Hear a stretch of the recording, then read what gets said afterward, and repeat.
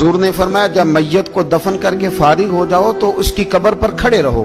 खुद हुजूर भी कब्र पर खड़े रहते दफन करने के बाद और फरमाते इसके साबित कदम रहने की दुआ करो, इसलिए कि अब इससे सवालों जवाब होंगे, अब फरिश्ते इसकी कब्र में आएंगे, अब इससे पूछेंगे, अब इसके साथ वो इम्तिहान होगा, तो इसके लिए दुआ करो, कब्र पे खड़े होके दुआ मांगो।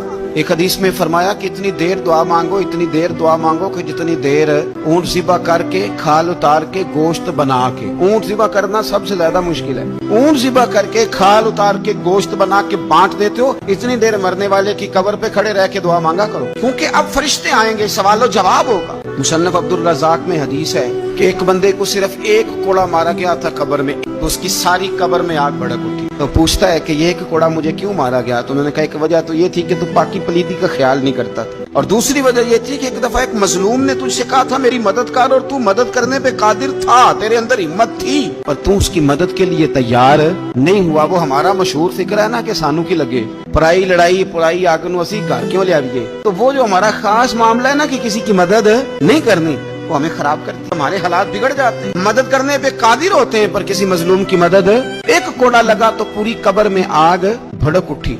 अज़ाब कब्र से अल्लाह की पनाह मांगी जाए, डरा जाए और आखिरत के लिए कब्र के लिए तैयार। कुरान मजीद ने कहा वैज़ल कुबूर बुस्सिरत, जब कब्रें कुरेदी जाएंगी ना, अलिमत नफ्सुम मा क़द्दमत व अख़रत, फिर हर जान जान लेगी कि उसने आगे क्या भेजा और पीछे क्या छोड़ा।